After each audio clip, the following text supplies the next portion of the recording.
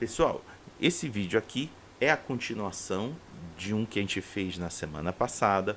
Como eu expliquei, na semana passada o vídeo ficou muito longo, estava dando quase 2 horas de gravação e eu e a Vivi optamos em cortá-lo pela metade. Então, se você estiver vendo pela primeira vez o vídeo a partir desse, dê um pause, olhe lá na lista, na playlist do Boteco World of Darkness e procure a parte 1 desse assunto, que é o tipos de malditos. Assista a ele para depois vir para esse continuar, porque esse aqui é uma continuação da gravação que nós fizemos. Espero que vocês estejam gostando, curtam bastante e divirtam-se com o vídeo. Vamos a ele. Beleza, então vamos ao próximo. Deixa eu abrir aqui a página. E o próximo é... Esse aqui também é difícil de falar. Psicomaquiai, ou psicomaqui, sei lá, do jeito que vocês preferirem. Esses malditos são de terror e desespero.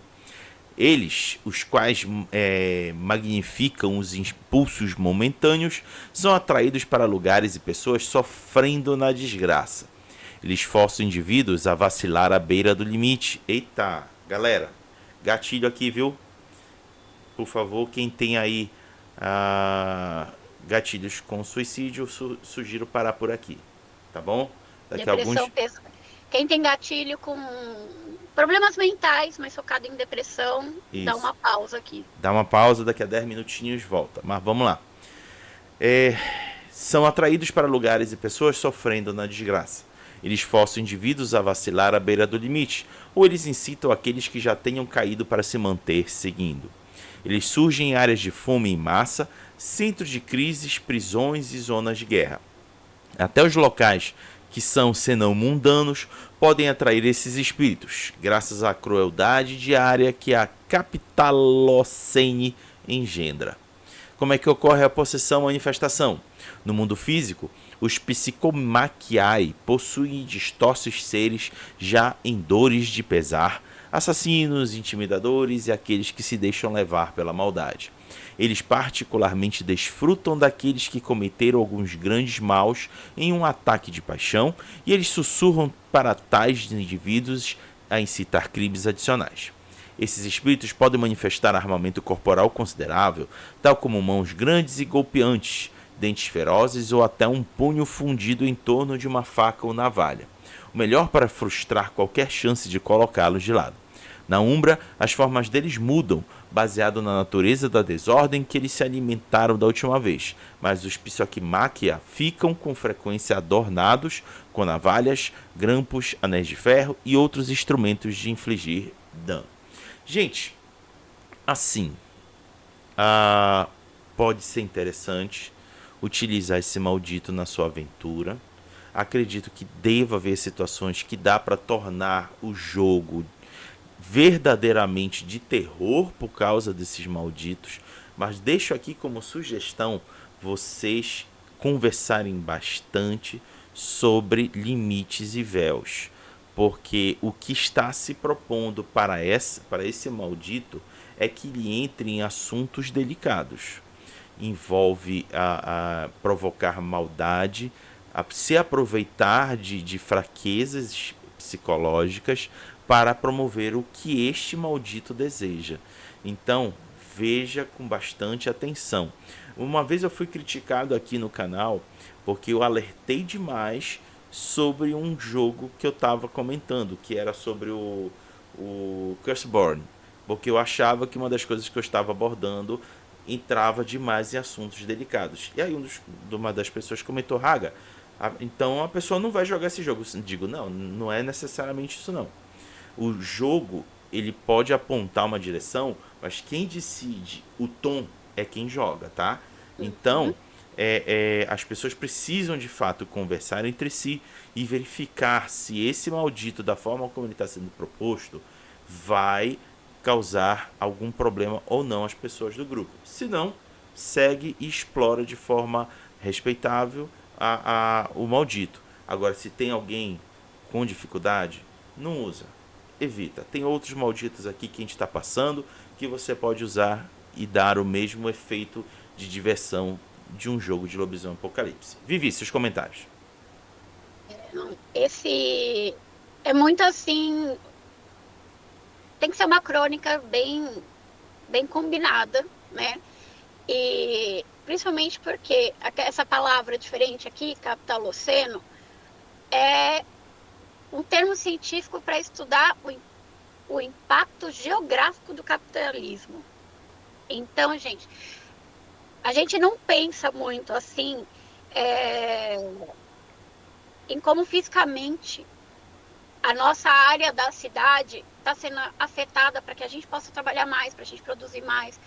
Então, além das doenças que isso pode engatilhar, né, de questões pessoais de jogador e de narrador mesmo, gente, porque o narrador tem direito a não narrar, ele ainda traz os desesperos do dia a dia.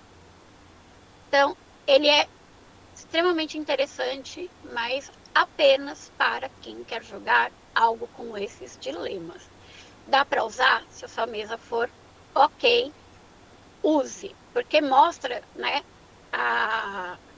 o que eu achei legal aqui na descrição dele é exatamente isso. A visão dele, desse maldito, ela não tem como não ser agressiva. Ela vai estar em lugares não agradáveis da Umbra, porque a mente coletiva e as energias espirituais moldaram aquele lugar ruim, além dele estar sempre armado, até fundindo armas nele. Ou seja, é um inimigo que vai machucar, que vai ser um ataque difícil, porque ele está coberto ali com essas armas, com essas lâminas. Então, assim como estar no fundo do poço é difícil de lutar. É interessante se a mesa quiser, se você, pessoa que está narrando, quiser e achar, vocês todos concordarem que vai ser um inimigo legal para aparecer ali no seu cenário. E eu acho também que ele deve ser usado como inimigo pontual, porque ele pode trazer uma carga muito mais pesada e o horror, ele tem um gostinho melhor quando todo mundo concorda que está ali para ser horrorizado e sentir que fez algo horroroso, é quando você tem um momento de paz, que aí você está lutando contra outro, talvez algum que você só sente a porrada, e você volta com aquela ameaça, porque o horror aí também tem isso, né, do vai e volta. Então, se estão dispostos, gente, ele é bom demais. E ele tem o nome de outro psicomata que também mexia com os sentimentos das edições antigas, que tinha até ilustração no livro. Era um dos que tinha a ilustração no livro. Então, se vocês concordarem, ele dá um caldo muito bom de horror. Mas, cuidado. E assim, lobisomem é um jogo que você precisa ter alguma forma daquela pessoa avisar que não tá legal. Não tem ainda em português uma ferramenta que funcione sem a pessoa ter que falar. Mas, mano, se a cena estiver ruim, combina com o narrador alguma coisa e dá o toque. O narrador, gente, você tem muito caminho de umbra para você cortar ou até outro jogador também se perceber que o negócio pesou. Tira a cena, mas você respondeu o que queria, as pessoas mudam de opinião. Então, respeite a pessoa que achou que ia dar e não deu. Porque isso acontece em jogo. Somente o lobisomem, que mexe com tanta ferocidade, horror e ataques. Mas, se vocês querem, vão fundo, porque dá para fazer coisa muito interessante. Isso aí. Vamos então ao próximo maldito. Deixa eu compartilhar aqui com vocês. E o próximo é Bandos de Catadores de Lixo. Eles são malditos do desespero e inanição. Eles são comuns em bairros degradados, zonas de guerra e áreas sofrendo de fome ou seca. E eles assumem a forma de bandos constituídos de animais emaciados e possuídos. Astuciosamente cruéis, eles eram conhecidos por possuir um bando inteiro de animais, então encontram humanos famintos, tentando-os a possessão ao oferecer os animais como comida, os quais estão, então, eles mesmos possuídos. O perigo vem quando uma infestação deles ocorre ou nas circunstâncias que o gerou.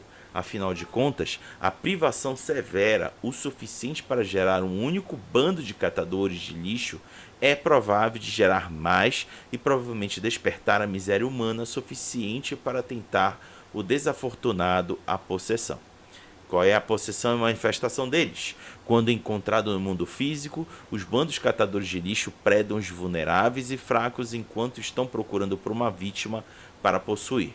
Os bandos catadores de lixo com frequência possuem animais vasculhadores, miseráveis e famintos, em adição aos humanos desafortunados. Na Umbra, os bandos de catadores de lixo são criadores de sofrimento material e vasculhadores oportunistas. Eles varrem áreas capturadas por outros malditos, devorando espíritos isolados e combatentes feridos, ou congregando-se em torno de ecos umbrais dos lugares que os geram. Eles parecem como vórtices de espíritos pequeninos e aglomerados, não muito diferente de uma nuvem de mosquitos ou moscas medonhas. Aqui, gente, temos aqui um caso que acaba levando muito para os lixões urbanos, em que há uma grande concentração de lixo e que atrai animais e humanos. Lembre-se que nos lixões tem as pessoas desafortunadas que vão lá para catar alguma coisa. E aí elas podem acabar servindo como um vetor de possessão por conta desses malditos. É um caso bem específico que dá para ser usado em áreas de grande miséria em que os seres vão obter algum tipo de sobrevivência lá nos lixões. Vivi, seus comentários. É, é isso mesmo que você falou. Eu tava pensando, a gente não tem uma lenda de animais assim, que eles estão macilentos pela fome. E agora eu não sei se é um jogo de RPG ou se é vida real, que se oferece e dá alguma maldição para a pessoa que come. Eu acho que eu já vi alguma lenda com isso. Ou eu tô confundindo edição de lobisomem, porque eu acho que eu já li isso do animal vir, esse animal tá encantado, ele tem alguma coisa nele, é uma criatura folclórica e mitológica. E quando o humano se alimenta no desespero, alguma coisa dá errado para aquela região, e ela continua em fome, continua não conseguindo nada. Eu vou tentar procurar para ver se é folclore ou se é só maldito de edições antigas do mundo das trevas. É como você falou, como ele mexe com essa questão da fome, ele vai ser pontual. E é o desespero da fome também, gente. Vocês precisam. Aquela coisa, falou, vocês são zero. É ele que eu falei que na descrição do livro, quando vai, né, as estatísticas, ele nem coloca humano possuído, ele coloca infeliz possuído. Tipo, se quem tá com o livro português, né, vocês vão ver que a definição do humano contaminado muda de acordo com a criatura. E eu fiquei meio decepcionada com a forma dele umbral. Eu não pensei num vórtice de bicho, eu pensei mesmo num bando de bicho vindo atrás de você, com aqueles olhos meio mortos, assim, meio cemitério maldito. Eu pensei muito nessa aparência do bicho chegar ali e tá totalmente... E você tá tão desesperado que você precisa comer, né, para dar aquele impacto bem pesado. E assim, gente, toda a cidade tem um lixão, e você tem catadores de lixo, e você tem pessoas que se alimentam disso. E de tipos de lixos bem complicados que não deveriam estar em lixão, como lixo hospitalar. Então, gente, se já teve até fábrica de sabão, imagina a gente precisando de comida. E dá para juntar com os dracoses, né? Que vivem em pilhas assim. Gente, dá para fazer uma fauna de malditos, deixar o seu jogo bem interessante, né? Lógico, focando a gente no cenário do jogo. Tudo que a gente tá falando que é interessante, que é legal, é dentro do jogo Lobisomem Apocalipse Quinta Edição, pelo amor de Deus. Na ficção. ficção. Por favor. Beleza, vamos então ao próximo maldito. Esse é bem curtinho, vocês vão ver aqui que é rapidinho, que é ossudos. Eles são atraídos pela violência física e eles possuem hospedeiros combativos que demonstram hostilidade e agressão. Guardas cruéis, soldados beligerantes e trabalhadores braçais ressentidos podem inconscientemente convidar os ossudos para possuírem eles. Como malditos, eles são comparativamente descomplicados e provavelmente ocupam as fileiras menores dos tais Jaglins. Como é que eles funcionam? Possessão, manifestação. No mundo material, os hospedeiros possuídos por ossudos ficam cinzas, seus dentes pontiagudos, suas mãos como garras, e o primeiro instinto deles é sempre para a violência horrível. Na Umbra, os ossudos parecem cinzentos e macabros, com garras e presas afiadas e lentos para se deslocar. Eles se provam perigosos, principalmente em quantidade. Galera, esse maldito aqui, ele não foi feito para ser um maldito com manifestação sutil no mundo mortal. Aqui ele mesmo já está dizendo, o hospedeiro fica cinza, os dentes ficam pontiagudos e as mãos viram garras. Dificilmente vai passar despercebido entre os mortais. Então, minha recomendação aqui é que esse maldito ele surja de algum conflito, alguma ameaça para os Garou, porque, mano, a garra dessa criatura aqui provavelmente deve dar o mesmo tipo de dano que uma garra de Garou. Lembrando que na quinta edição, garras não dão dano agravado. Eles dão agora dano superficial, só que não é cortado pela metade. Então, dá para fazer fácil. Então, aí um conflito desses ossudos com uma matilha daria um combate bem interessante. Vivi, seus comentários. Eu achei muito assim, né? Você pode pegar esse maldito de coisas tão comuns no nosso dia a dia, segurança, guarda, policiais, exército, forças armadas, e, né, quando cita aqui funcionários, que a raiva que ele tem do padrão, ele é inocente. A raiva que ele tem dos direitos que tiram dele, deixa ele ali como alvo fácil. Você pode pôr em qualquer canto que você quiser no teu jogo, gente. Porque aqui colocou trabalhadores. Pode ser um grupo de enfermeiro, pode ser um grupo de professor, gente. Pode ser tudo. Tudo. Por exemplo, Pode... Fala aí. tem um caso ainda, infelizmente, muito recorrente no Brasil, que são aqueles trabalhos análogos à escravidão. Sim. E aí, gente, não tem estrela do sertanejo, sabe? Que escape na hora que um desse aparecer. Até porque a pessoa vai rezar muito porque ela acredita ao ver um desse. E você, gente, aqui não fala o tempo, sei lá, de incubação que você pode enrolar ali para essa galera estourar. Mas eu fico pensando, já pensou um shopping lotado, estreia de filme, os funcionários, gente, desculpa falar assim, mas porque assim, tendo que aturar fã, neurado, atrapalhando todo o movimento do cinema que já é pesado, sendo tratado que nem lixo, inclusive pelos fãs do filme, e um bando desse aparece. Ou porque agora você não pode morar no caerne, né? Pelo menos aqui no livro básico você não pode morar, não tem mais aquele negócio, eu moro no caerne. Você tem que ter o seu canto, que o caerne é um lugar que você vai lá para fazer o que você precisa e cair fora. Você defende o caerne, você vai lá para trabalhar, ponto. Ele mora em algum prédio e, gente, as pessoas não dão um bom dia e tratam super mal quem cuida da manutenção de prédio. E simplesmente toda a equipe do prédio se transforma. E eu gosto de falar que é de dia, porque lobisomem age de dia, gente. E a Wyrm não tem hora.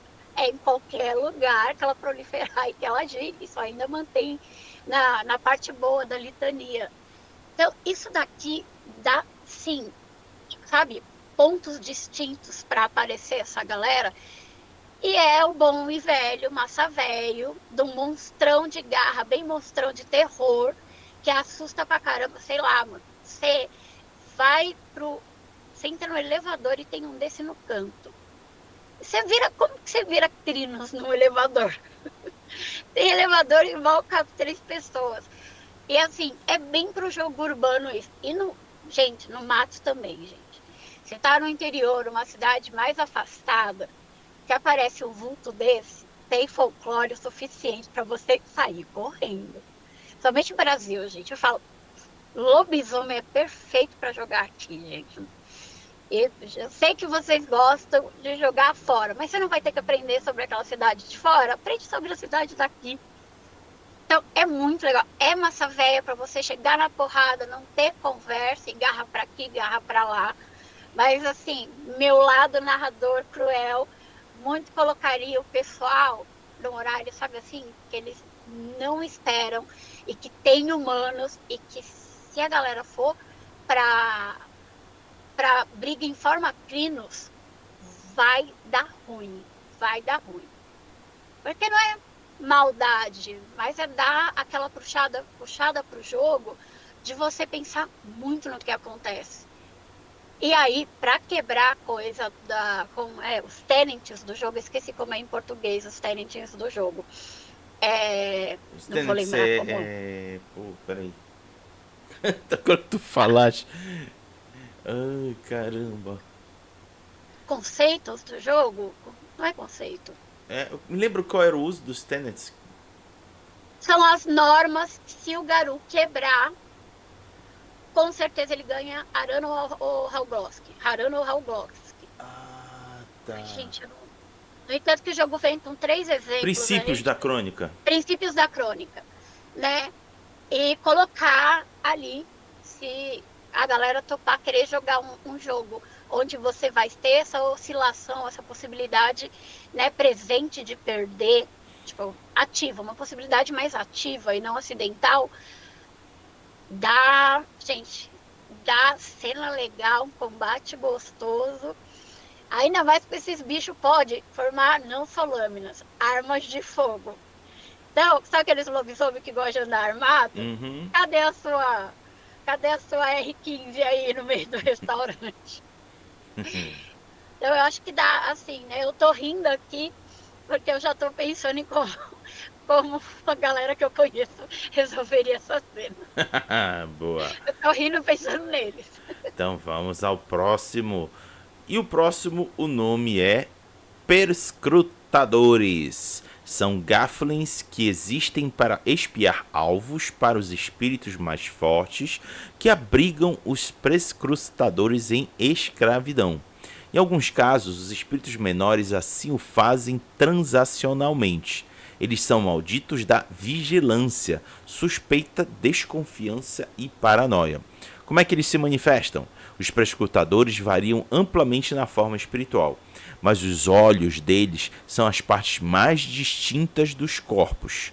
Eles às vezes aparecem como espíritos de mosca com olhos enormes, ou como espíritos de pássaro vigilante, novamente com olhos dominantes.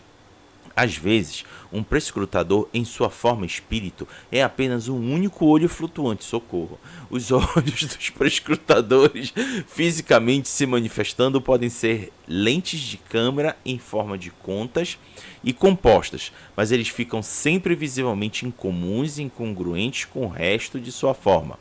Os corpos deles podem ser de animal ou podem ser de maquinário possuído, tal como um drone, câmera de segurança ou até o olho mágico de uma porta em uma casa assombrada. Os prescrutadores geralmente servem a outras e mais poderosas entidades, e esbarrando-se com eles geralmente tem consequências. Olha, por mais que o prescrutador seja uma criatura menor, eu já vi aqui horrores de funcionalidades para ele numa aventura de lobisomem. Imagina que os Garou precisam adentrar num território inimigo, dominado pela Wyrm, por algum espírito da Wyrm mais forte. E esse espírito da Wyrm espalhou prescrutadores pela casa toda. Rapaz, o inimigo, sabendo quando os Garou chegam e por onde estão andando, ele pode fazer 1001 armações e armadilhas para pegá-los. Rapaz, isso aqui dá muito jogo. Vivi seus comentários.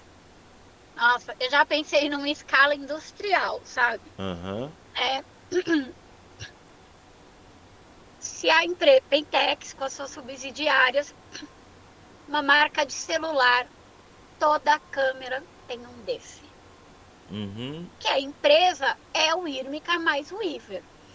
Então, o seu celular é um desse. Você, cidadão comum, né, carrega isso e os lobisomens, além de ter que manter o véu, todos os passos do cotidiano dele podem ser unidos. É um plot de cenário gigante, mas obviamente você coloca assim só a filial que está ali perto de você que vocês vão combater, né? Não coloca pelo mundo inteiro, porque o jogo é regional.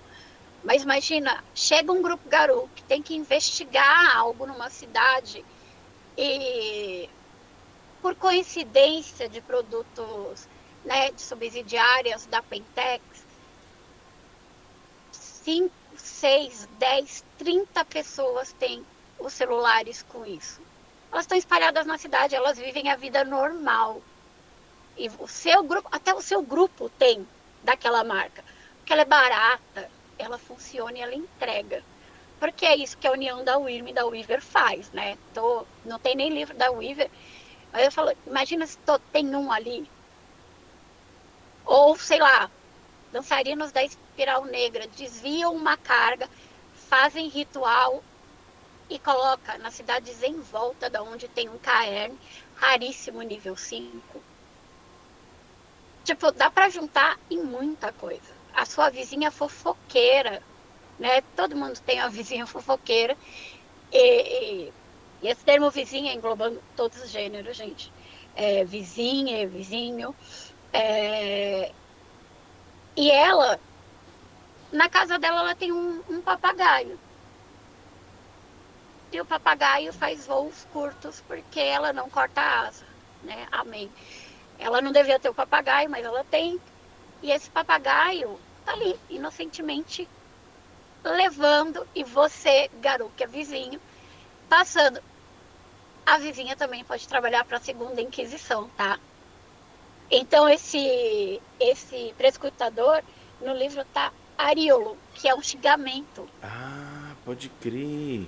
É um xingamento em português. Como eu disse, gente, usem o dicionário, a busca do celular, tá? Não estou falando para trabalho de buscar um físico, porque o celular tá mais fácil, porque tem termos muito legais aqui. Eu nem sabia Uhum. que era xingamento. E aí a vizinha da segunda Inquisição tá observando, e a energia dela de observar atraiu um desse pro bicho dela. Aquela sensação que o cachorro do seu vizinho não gosta de você. Você que mora em apartamento, entra no elevador, o cachorro, ele nem rosa, ele só te julga. Uhum. Dá pra pôr em muita coisa. Muito bom. E Vivi, sabe uma personificação que eu vi de um desse? Ah, por exemplo, quando citou aqui as tecnologias que eles podem possuir, tecnologias, aí ele citou o drone, eu imaginei um drone voando com um olho manifestado na parte de baixo dele. Só que medo, o olho me dá agonia, gente. Bom, enfim, vamos ao próximo. Deixa eu compartilhar aqui com vocês. Tá, abrindo aqui. O próximo é Buracos de Wyrm.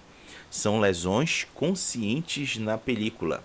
De acordo com alguns galhardes e teurges, os espíritos que eventualmente tornam-se buracos de Wyrm foram originalmente criados pela Wilde em resposta à criação da película. Então, os espíritos que podem caminhar entre os mundos teriam passagens. Entretanto, essas aberturas foram subjugadas pela Wyrm na sua época de ascensão, o melhor para estender a sua influência sobre o mundo físico. Um buraco de Wyrm que possua um humano é estranho e perigoso. O hospedeiro permanece consciente e aparentemente em constante luta com o buraco de Wyrm. Ele mesmo praticamente nascendo espíritos invasivos a partir das feridas ou outras contorções de seus corpos arrasados. O próprio buraco de Wyrm é uma entidade incompreensível, o que evidencia eles a possuir um hospedeiro é desconhecido, mas tal possessão quase sempre acaba com o corpo dos hospedeiros sendo dilacerado da mesma forma que as feridas abertas na película. Como é que ocorre a possessão-manifestação? Na Umbra, um buraco de Wyrm assume a forma de uma bica turbulenta e oleosa que pode aparecer em qualquer lugar, até espiralando através do céu da Umbra. No mundo físico, um buraco de Wyrm aparece em uma superfície líquida semilíquida, tal como uma poça de escória ou um corpo hídrico contaminado. Olha, eu achei ele interessante, mas eu achei a conexão com hospedeiros vivos muito fraco. Pô, não dizer qual é a motivação. Até aqui, por exemplo, a processão manifestação cita questões físicas, não cita a seres vivos. Eu achei que ficou desnecessário essa parte aqui dele poder possuir um hospedeiro vivo. Sei lá, se tirasse daqui eu acho que não ia fazer muita falta, porque para mim ele faz muito mais sentido ele ter possessão de coisas, como por exemplo um cano vazando. Faz muito mais sentido para mim. Vivi. Ele não deixa claro que sentimento ele busca, né? Uhum. Pra... É só se você quiser colocar que aquela película tem um buraco maligno. E pense em filmes trashes de terror, porque é o que parece. Ele tá aqui só pelo gore, É. né? Faz lógica a passagem de animais, de criaturas naturais, de espíritos naturais, ter um fácil acesso. Mas você ter esses buracos malignos, só se você, assim, um jeito de pôr no jogo, né, esse buraco wírmico, é em algum lugar que teve alguma tragédia, na hora que como o pessoal faz o ritual de passagem, a alcateia faz o ritual de passagem e ela falha. Aí ela entra em contato com um desses. E ele tá lá só porque ele tinha uma passagem. Tipo, sei lá, eu colocaria até que era possível ele possuir animais, porque humanos não passam pela película, não tem como saber. Ali se tem, sei lá, para contaminar humano seria um buraco wírmico que apareceu num ambiente de trabalho, sei lá, devastar um lugar para fazer um restaurante turístico, aí contamina o funcionário. E parece que ele só contamina porque está perto. Uhum. Né? Ele contamina só porque o infeliz está lá e ele vai se reproduzir e vai esburacar o corpo da pessoa e vai matar de uma forma horrorosa. Né? Ele é o primeiro que fala sobre como o hospedeiro se sente fisicamente, mas só serviu para o gore. É. Sim, você vai ter que fazer, tipo, meio que uma manobra para ele ser interessante. Eu usei algo similar no domingo, quando eu narrei, mas eu não coloquei como água, eu coloquei no que era o céu.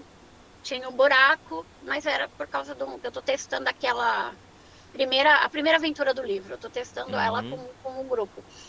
E agradeço a paciência dos jogadores, que eu também estou testando narrar a W5. Até pensei que poderia ser isso, porque o que acontece na aventura poderia muito abrir, contaminar o buraco que já existia, sei lá, para pássaros saírem. Mas eu acho que ele contamina só porque está por lá. Assim, podia reduzir esse texto todo pesado de descrição física e colocar. Se você quer colocar um maldito que ataque exatamente a película e possa dar problema no seu ritual de passagem, usar uma explicação melhor Ah, do porquê. boa. Assim, esse buraco será uma ferida aberta na película Uhum. toda vez que o ritual tiver uma falha crítica, tiver uma falha bestial. Quando o ritual da falha bestial e os 4, porque o ritual de passagem não é o ritual para dar dano, então aqueles 4 dados dá muito ruim. E aí o jogador, ele, né, a galera que tá jogando, ela vai pensar, puta, foi a minha alcateia que fez isso. Eu feri a película. E sei lá, coloca que Gaia grita, né? E se errar, se não manter, se não curar esse buraco, o negócio vai espalhar, virar um buracão. Eu acho que dá para trabalhar melhor esse daqui. Eu nem tinha lido ainda, eu fui ler o material hoje dos malditos. Porque ele focou muito nos buracos se abrindo e saindo, um buraco novo, mas não entregou nada. É, não entregou. Entregou. Ficou estranho. Esse mereceria um melhoramento. Quem sabe num suplemento aí na frente já tenham feito isso. Ó, Já tenho colocado ele mais assim. então bora pro próximo. Próximo e último.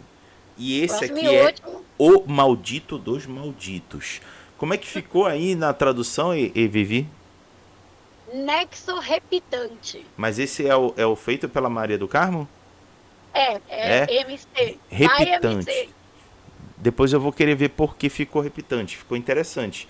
Mas a gente conhecia ele nas edições anteriores como Rastejante Nexus. De Nexo. Nossa, a gente usava muito isso. É quando a gente via numa mesa que o narrador colocava um rastejante Nexus, meu irmão, era um começar a se despedir do personagem.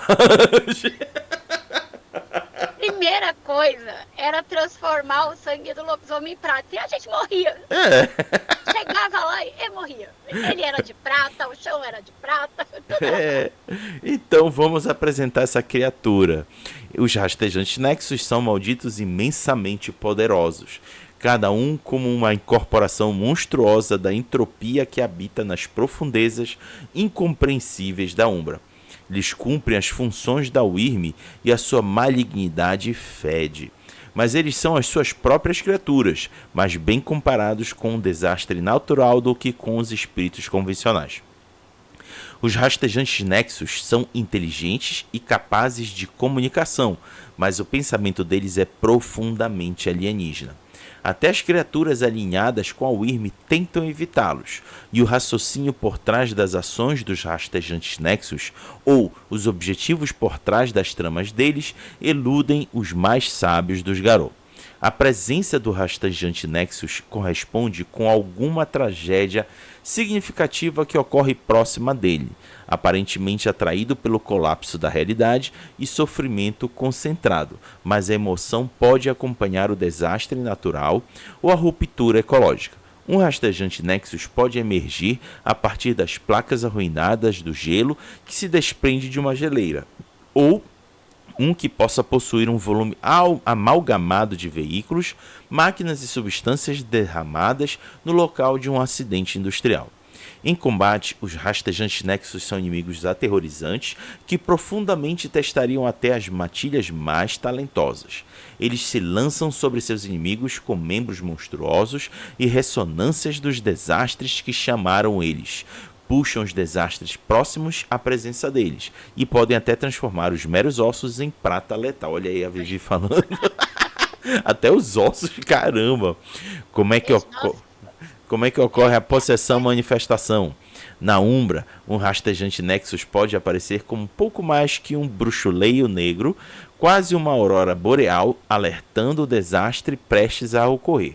No entanto, diante da vontade incompreensível deles, eles às vezes se unem como grandes abominações de carne e quitina, com cabeças morrendo daqueles amados dos inimigos, com membros grandes, mas aparentemente frágeis com muitas articulações, tentáculos ceifadores e olhos alienígenas, bubões pustulentos e intestinos armados, tudo paramentado sem se preocupar com a lógica ou a fisicalidade.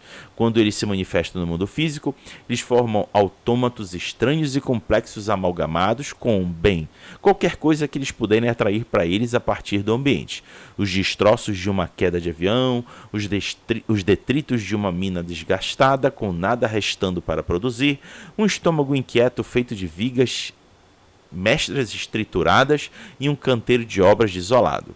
Todas essas configurações e outras podem ser a forma de um rastejante Nexus manifesto que pode assumir. Desnecessário dizer que quando ele se manifesta no mundo físico, algo saiu muito errado. Olha, pelo menos agora na quinta edição o risco de você virar a esquina e tropeçar em um deles está menor, É. né? Tá menor. Mas quando ele aparecer, Não, não, gente. Cara, Se vocês tiverem a oportunidade, olhe no livro a estatística da criança. É um negócio porrada. Não à toa que nas edições anteriores a gente já tinha eles como um momento da gente pensar, fudeu, perdemos o personagem. Não tinha não, como a gente conseguir obter êxito, a não ser que o narrador desse muitas vantagens pra gente se sentir inspirado em enfrentar a criatura e ter algum tipo de esperança de derrotá-la.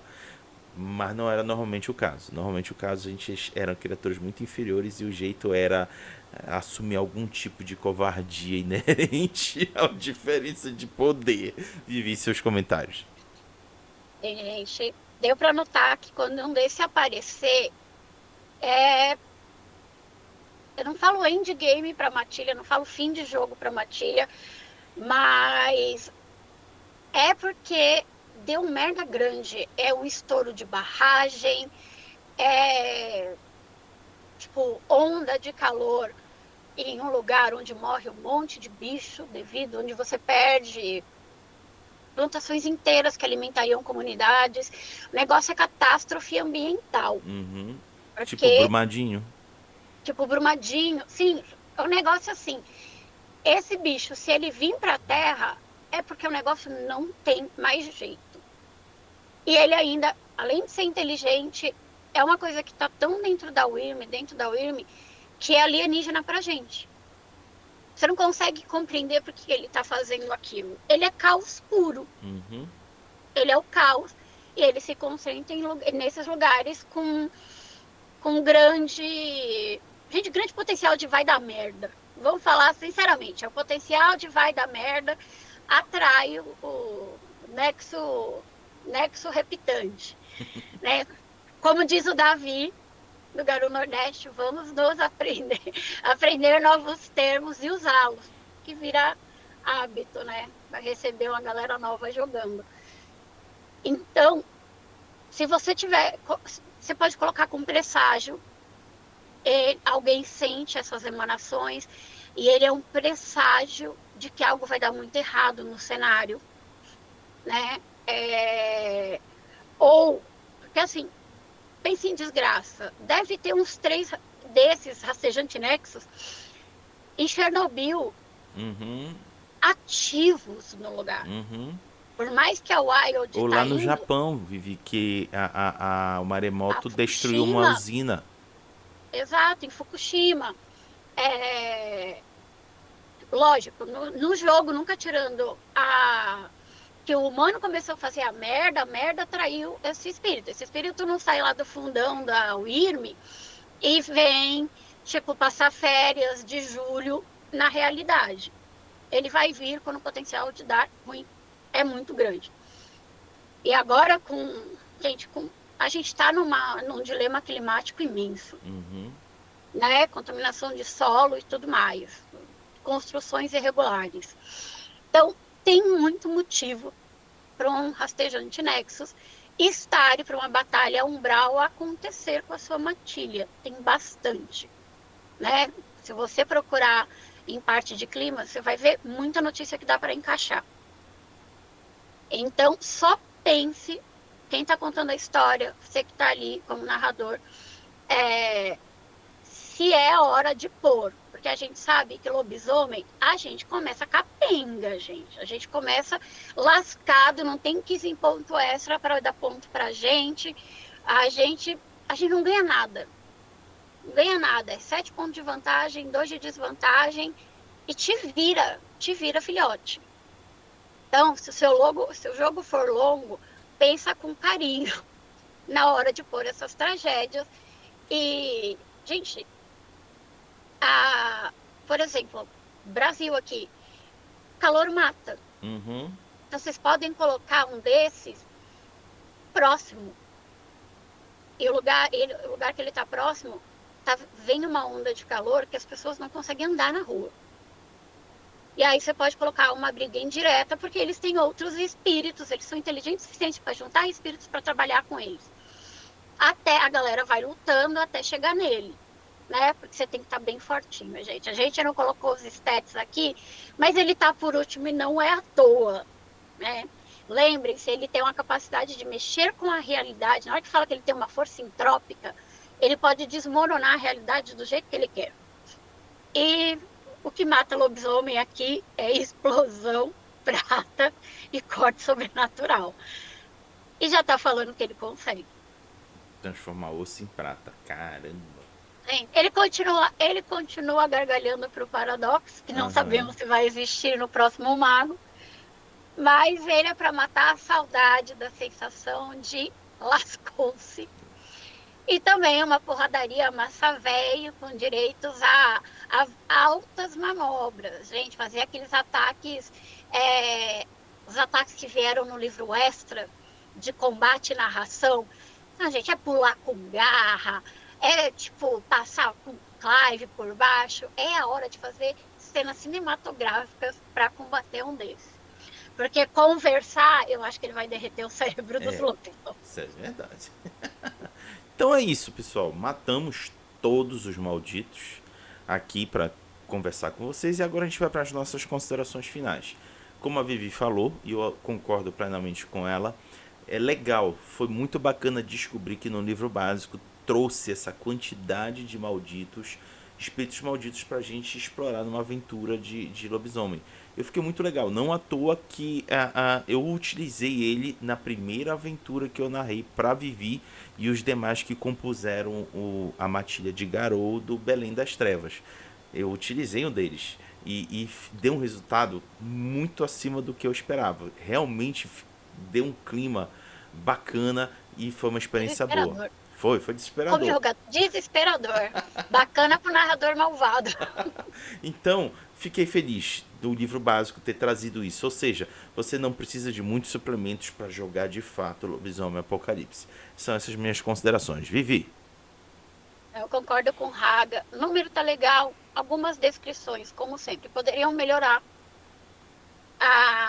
São malditos fáceis de colocar, dependendo da onde a sua. Assim, dependendo não, independente da onde você está contando a sua história. É, tem malditos muito poderosos, malditos, sei lá, que a gente fala, pelo menos em D&D você fala bastante, né, de inimigos contínuos. Tem maldito para dar aquele problema, resolver o problema, porque a galera tem que ter algum motivo para seguir, senão todo mundo cai pro arano. E assim, é uma amostragem legal, gente, porque quando a gente está começando a narrar e jogar, o material, eu acho, minha opinião, vozes da minha cabeça, eu acho que o material precisa assim ser mais conciso, precisaria ser mais melhor escrito, né? Escrito de uma forma mais decente e mais conciso para esse novo narrador não desanimar, porque a gente sabe que o tempo está difícil. Então, quem se prepara para narrar, quem se prepara para jogar e tem o hábito da leitura, vai gastar um tempo para ler isso. Então, você coloca esses aqui, dá para encaixar em qualquer jogo. É prático, precisa ser útil ali na hora. Depois, você desenvolve lore e motivos, ou criem os próprios, né?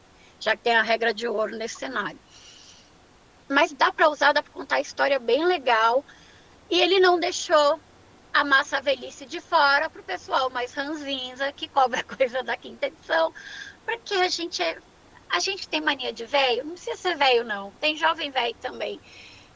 Precisa de um docinho para agradar na vida e fazer e, né, aceitar o novo, porque é difícil aceitar o novo. Eu sei que teve muita gente que reclamou bastante. Então esse é um agrado, gente. Você pode lutar com rastejante Nex e morrer no primeiro turno. Boa. Boa. Então estão aí as considerações finais dos tipos de malditos. Quero agradecer vocês que assistiram a gente até aqui nessas duas partes, porque a gente achou melhor dividir o vídeo em duas partes, porque ficou um conteúdo extenso. Então, muito obrigado porque vocês assistiram. Vivi, estamos encerrando mais uma. Próxima vez que a gente nos encontrar aqui vai ser para falar de Caçador, sobre mais uma ONG. E quando a gente voltar aqui novamente para falar de lobisomem, a gente vai falar dos espíritos da Weaver. Então é isso. Agora, para finalizar, peço para que a Vivi, junto comigo, diga tchau, Lilica. Tchau, Tchau, Lilica. Lilica.